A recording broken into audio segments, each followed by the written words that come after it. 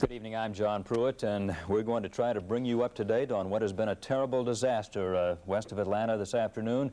The crash of a Southern Airways DC-9 jet with 85 persons aboard. At least 67 persons have been confirmed dead. We had hoped to have Dennis Kauf here in the studio. He is on the way back from the crash site. We will talk to him by walkie-talkie in just a few moments. But first of all, let's take a look at some of the terrible damage in Paulding County. At least 67 people died when the Southern Airways DC-9 jet with 85 persons aboard exploded and burned while attempting a crash landing today. The plane was bound from Muscle Shoals in Huntsville, Alabama to Atlanta. It was Southern Flight 242. The Federal Aviation Administration says the pilot had reported a cracked windshield and that both engines had died. There were thunderstorms and tornadoes in the area at the time. The FAA says the pilot was trying to get to Dobbins Air Force Base at Marietta. He didn't make it. Witnesses said the plane came down on the highway in front of a school in the New Hope community, that's between Dallas and Villa Rica.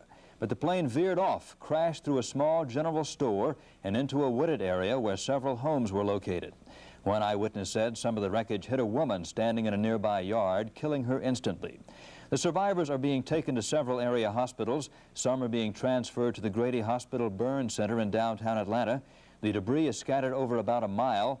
Piles of wreckage up to 5 feet high are smoldering near 2 wrecked cars, a burned-out home, and the only recognizable piece of the plane, the tail section.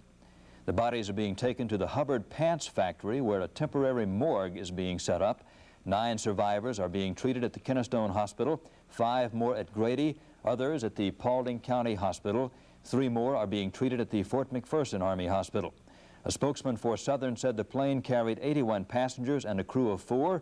He said the crash was the first in Southern's 28-year history involving a scheduled airliner. Once again, the confirmed death toll, 67 people in that crash of a Southern Airways plane. We have Dennis Kauf. He is en route to the station. He's not going to make it here in time for this report, but I have him on the walkie-talkie. Dennis, John here in the studio. Can you describe the crash site? You were there. What did it look like? John, it was a very gruesome sight. The entire body of the Southern Airways DC-9 was totally unrecognizable for the most part, even as an aircraft. The only thing that even resembled an aircraft was the tail section of the plane was to some extent intact, and you could recognize the blue and white Southern insignia. But other than that, all it was a twisted hulk of steel and cloth, apparently, from the seats and things of that sort. There was really no way that someone just coming up on the scene and not knowing what was going on could even tell that it once had been an airplane. Dennis, an eyewitness to that crash, Steve Jones of Dallas, said he and another man were traveling on the highway. He said the plane was flying in rather low and that the pilot banked to the left. He said the plane crashed in the center of the road, veered to the left and caught and hit a store and 2 cars that were on the highway. And Jones said the aircraft then exploded into a ball of fire that looked like it went 500 feet in the air. He said the biggest piece of the plane he saw remaining was part of the tail section, and of course we have seen that in this videotape. Did you talk to any survivors, Dennis? John, as far as we could tell, everyone who was on the plane or involved in some way on the ground, we understand there were at least 2 injuries on the ground. Everyone that was on the plane or on the ground in the area was rushed to a hospital. We did see some people being loaded onto ambulances. We saw many dead bodies being brought out from the wreckage, and there were about 4 or 5 hearses that had been brought to the scene. But we were not able to talk to anybody. There was nobody that we could see at the time that we were there that was in any shape to talk to us about the situation on the plane in the last few minutes. We did speak to several eyewitnesses, one who said that when he heard the noise of the plane coming in and thought it was a tornado, and the first thing he did was tell his family to run to the basement of the house. And when he looked up to see which way the tornado was coming from, he saw the plane minus 1 wing suddenly just crashing into the trees and into the store that you were mentioning earlier. Dennis, thank you very much. You're on the way back now. You'll be preparing a special report for Action News at 11 o'clock, and thanks for that good work. Of course, that's all we know at this point. 67 confirmed dead, a number of injuries, and we'll have the latest details throughout the evening and, of course, on Action News at 11 o'clock. John Pruitt, Action News, reporting.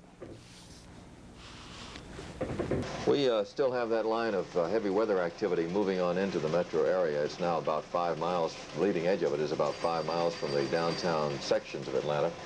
And on radar, you can see that we have that line stretching from the northeast to the southwest right down across the metro area. This is a line of very heavy showers and some thunderstorms within the line itself. We do not see any severe weather in the line in the form of tornado activity right now, but any of these thunderstorm cells are quite capable of producing very strong winds of themselves and very heavy rainfall and some large hailstones. So there will be some very vigorous weather associated with this system as it moves on down across the metro area during the next hour or so. There is a tornado watch in effect for a good portion of Georgia. It includes Atlanta, Athens, Gainesville, Dalton, Clayton, Rome, Griffin. We'll repeat those: Atlanta, Athens, Gainesville, Dalton, Clayton, Rome, and Griffin and surrounding areas. A tornado watch ineffective until 11 o'clock tonight. Tornado watch means that conditions are favorable for the development of tornado activity. It does not mean that they will occur, although several tornadoes have been reported this afternoon in the northern portion of our state, and a very heavy thunderstorm activity over in Birmingham this afternoon that killed a number of people and produced some very bad damage. Dennis, could I have that? The one from Birmingham. We'll repeat this one because we have, obviously we have a lot of people interested in the Birmingham area also. WAPI-TV at Birmingham reported that the death toll in this afternoon's tornadoes in the Birmingham area has climbed to 17, including 16 in Jefferson County and 1 in St. Clair County. Most of the Jefferson County deaths was in the Smithfield community on Birmingham's northern edge and in Fultondale, about 12 miles north of downtown Birmingham. This line of thunderstorms continues to move down across the area, and if there is any severe weather developing in there that we are aware of, we will certainly be back to tell you about it as it occurs. We'll now join the network program that is already in progress. This is WSB Television, Channel 2 in Atlanta. And this is Action News with John Pruitt and Monica Kaufman, Jim Biondi on sports, and Johnny Beckman with the weather. Good evening. The death toll from this afternoon's crash of an Atlanta-bound Southern Airways jet now stands at 72. 28 are injured. The plane crashed 20 miles northwest of Atlanta in Paulding County. Dennis Kalf was at the scene, and Dennis, bring us up to date. Well, John, the DC-9 Southern Airways Flight 242 was on its way from Muscle Shoals and Huntsville, Alabama to Atlanta when it crashed about 4:15 this afternoon. Minutes before the crash, the pilot radioed that he had experienced a flameout, or sudden and complete loss of power in both engines, and that his windshield had been cracked. The plane was over Paulding County at the time, and the pilot was told to try for an emergency landing in Cartersville, but that was not to be so. Moments later, the jet crashed into the woods in New Hope, Georgia, between Dallas and Ackworth. The plane barely missed a nearby school and came to rest just across the road from the home of New Hope Fire Chief John Clayton. Saw the plane as it came veering down, hit the treetops. We thought it was a tornado at first, and I asked my wife and my son in the fire department to go to the basement of our home. We started, I turned and to see which way to run, and I actually saw the plane coming.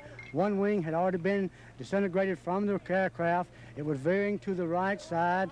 I saw the plane come down on Highway 92 spur in front of the New Hope Volunteer Fire Department, taking the Newman's grocery store, vehicles, people that was in this grocery store yard and vehicles.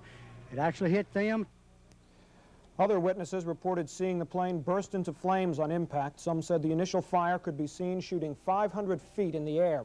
For the next few hours, rescue workers pulled the dead and injured from the debris, including at least 2 people, possibly 5 on the ground. Some of those were burned beyond recognition. The plane seemed to disintegrate as it smashed through the woods. Only the tail section with the blue and white Southern insignia was intact.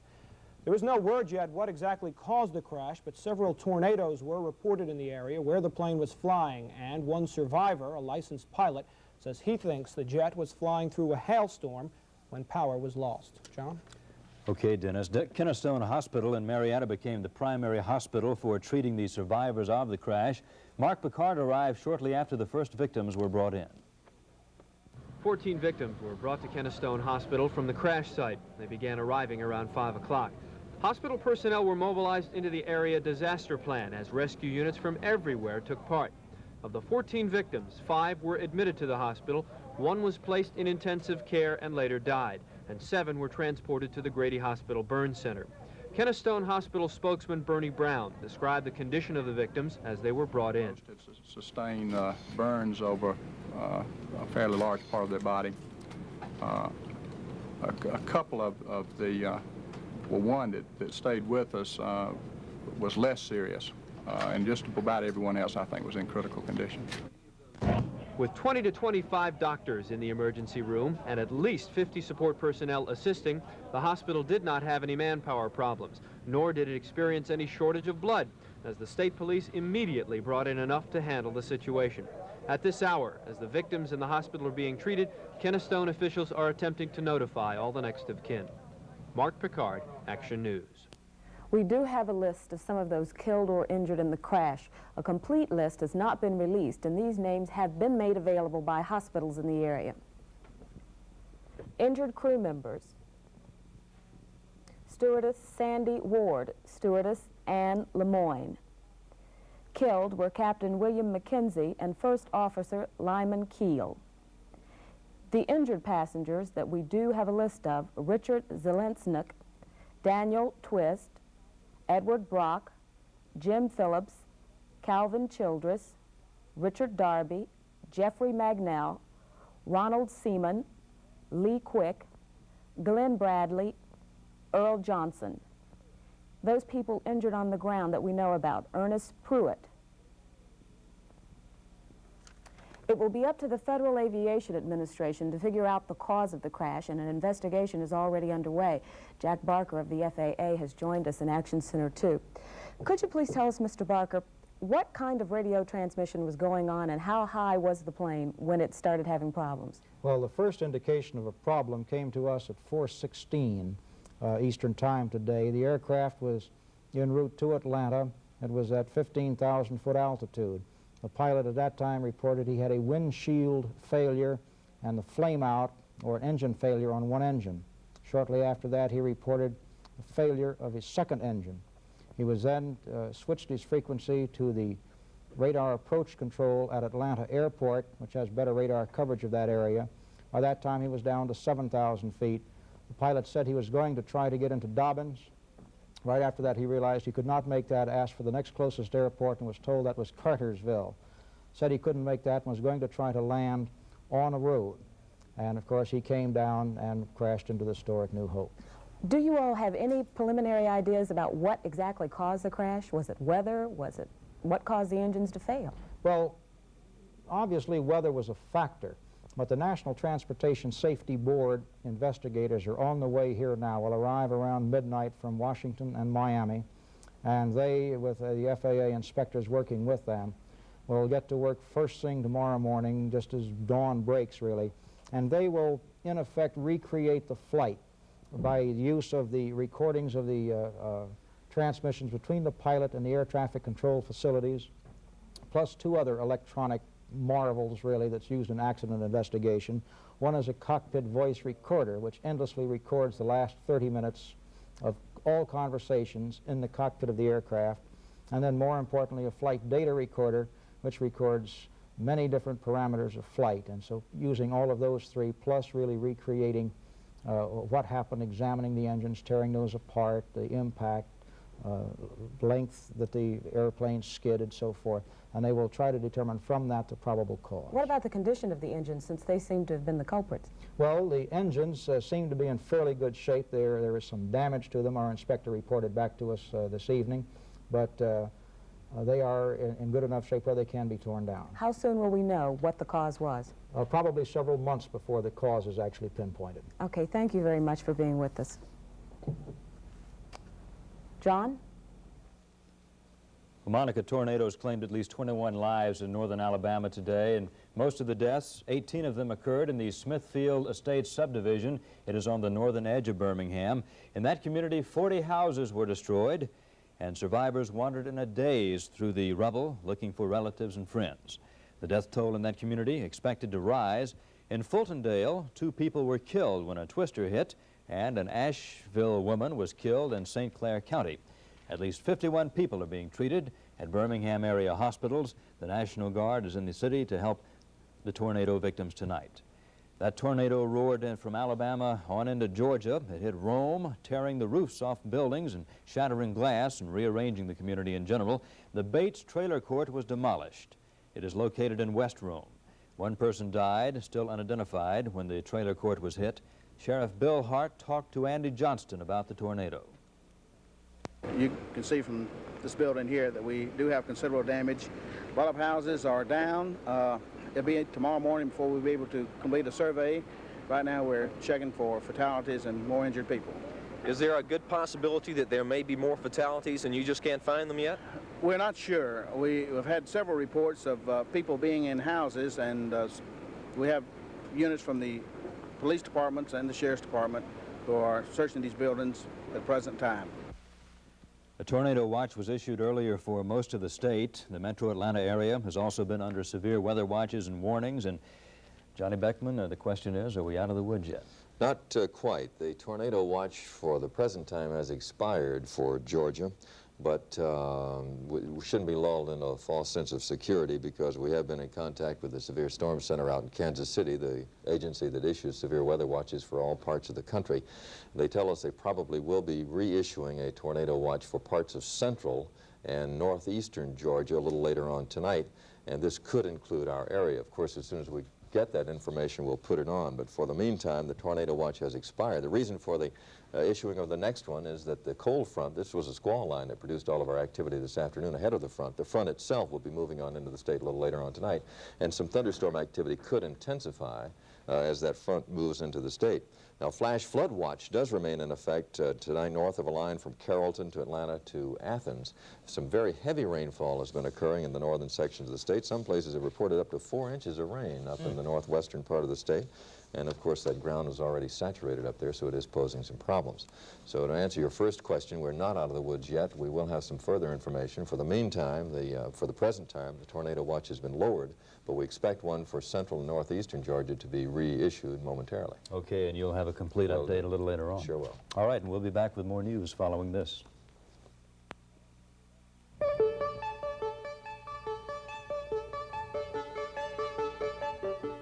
This portion of Action News was presented by Orkin. It's right over here. As soon as I saw those things come flying out from underneath the porch, I said to the wife, termites, call Orkin. Boy, am I glad to see you. Orkin, we're #1. We get the job done. We're Orkin. Sir, a swarm doesn't always mean you've got termites, but in this case, I'm afraid you do. Oh, no. But don't worry, there's been no damage. You called us just in time. Orkin, I knew you'd come through. We're Orkin, big #1. Is there anyone these days who cooks a burger made from all the cuts of beef, even the steak cuts, including sirloin, tenderloin, T-bone, and porterhouse, who cooks it in a special way to sear in its natural juices and flavor? Indeed there is. The grill man at Steak and Shake. He's one of the reasons why our Steak and Shake steak burgers taste so good when we serve them to you. At Steak and Shake, we put our reputation right on the table. I was asked to talk about the incredible Black & Decker Workmate. There's almost nothing it can't hold. But the Workmate is so incredible, I'm going to let it do the talking.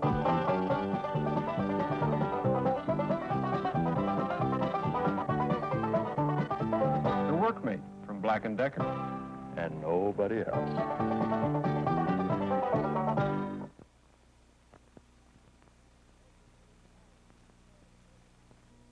Every day, thousands of small, important packages have to get from one city to another overnight. And nobody else does the job like Federal Express. That's because nobody else has a system of planes and trucks designed just to carry packages overnight. Nobody.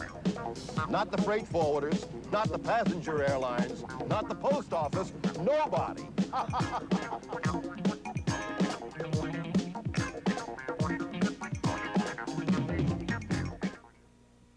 Well, there was a lot more news in Atlanta today, including the AFSCME sanitation workers, city workers strike, which continues. And the mayor's Haul Your Own Garbage plan began today. Many residents cooperated and brought their garbage to the designated locations. The plan became necessary when Mayor Jackson fired 1,000 striking workers who refused to go back to work. Over the weekend, the mayor told the workers they could have their jobs back if they returned to work, but they refused. Since the union's weekend rejection of the city's offer to reinstate the workers if they go back on their jobs, the confrontation has moved from the bargaining table back to the streets, where both sides are seeking the public support. City garbage trucks still sit idle at sanitation substations where pickets continue to walk with their signs asking for a 50 cents an hour pay raise. With police standing by to make sure the peace is kept, the men grumble about how unfair the city is in denying them more money. This morning at the Hill Street substation, Mrs. John Lewis spoke to the strikers. Through his wife, the 5th District congressional candidate gave the strikers his full support. Meanwhile, police were also on hand at all the garbage collection locations, directing residents who were dumping their garbage. Pickets were expected, but there were none at this Grady High School location. However, strikers say they intend to ask residents not to be doing the job they should be doing. If you don't know where your garbage collection location is, call 351-0215 to find out.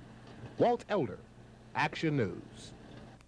Well, John, you know, the city began its task today of filling the vacancies created by the mass firings, and it looks as if it may be rather easy to fill the openings. Hundreds of people turned out today just to fill out applications. Now, some of the applicants were sent to a training center to apply because the main personnel office was unable to handle the huge number of job hopefuls. And hundreds of other would-be workers flooded the City Hall annex. 300 had already filled out applications by midday. Nobody expected the huge turnout today, certainly not the union, which had only a few pickets at employment centers.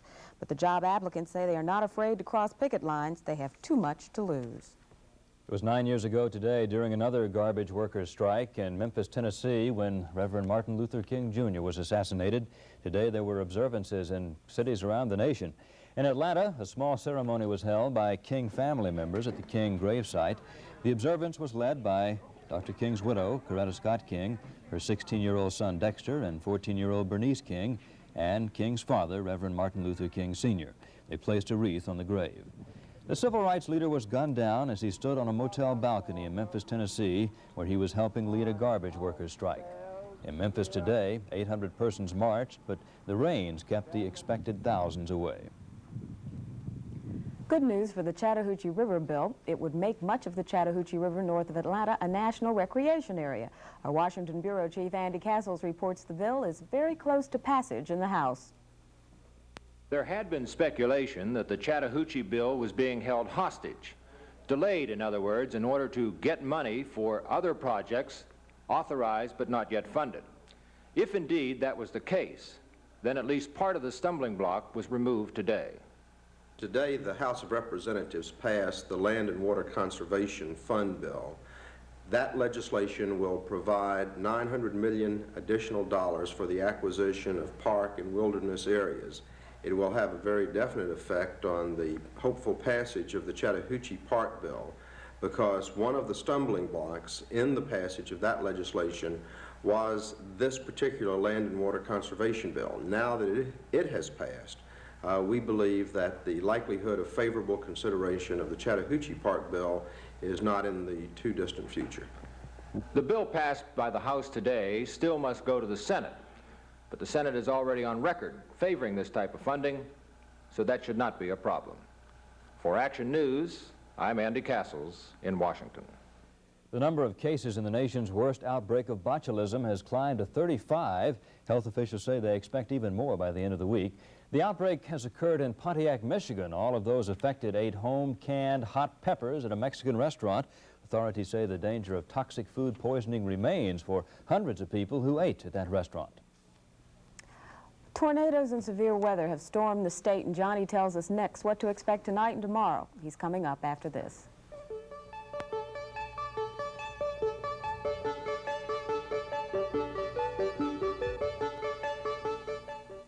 Hello, National. I need a car tomorrow in Dallas. My green light number is...